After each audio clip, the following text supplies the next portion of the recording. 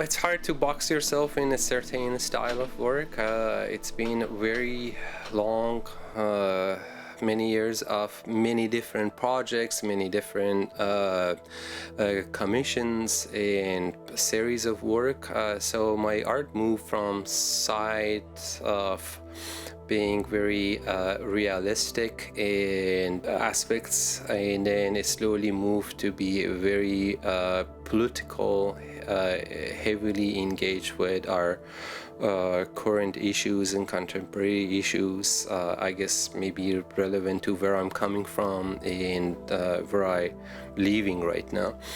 But the environmental aspects of it came in the past, I would say 10 years. I've been cautious and careful about my footprint, and I've been thinking about how I can look at old techniques and why certain materials were being used. I've been interested in using copper that I found a strong healing power and energy in it, and I've been using acid patina and enamel work on top of that. In the past 3-4 years, I've been interested in encaustic art and bringing wax and wax painting back into my practice. It's been many millenniums that it's been used as a technique and a style of work. Well, I'm glad to be part of it.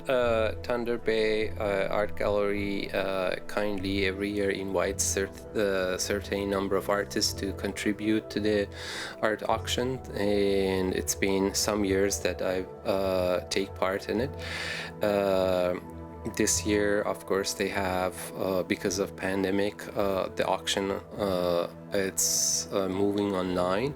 The artworks will be on display in Thunder Bay Art Gallery starting October 9, and at the same day, they would be available for viewing online too, which I think is a great concept. So would open it up to regionally for visitors to go see the work in person, and also across Canada, nationwide, people can take a look and see what fancies their interest. I have a little painting in there. A little painting that it's done in pour style, pouring paint, and it has some mixed media. And I've been kind of flirting with the idea always how to decode these expensive mediums that we use in our everyday practice. Pouring medium has its own ink and mediums, water-based materials that are sold in art supply stores, but I'm kind of using the normal household stuff at material that you can easily find quite successfully. I'm having fun with doing that on the side and make these smaller works that are more on the affordable side, and they're fun to work, and they're fun to see them on the walls. I've been working on these for 5-6 months now.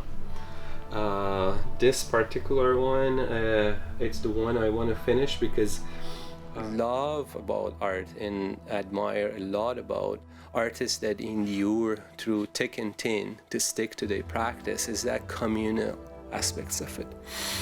The fact that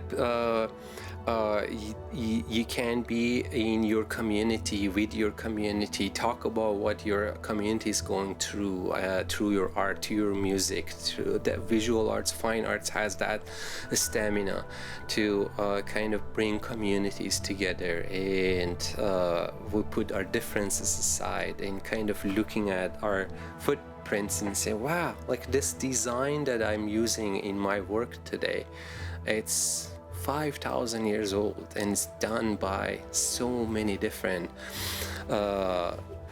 places that are geographically scattered around the world.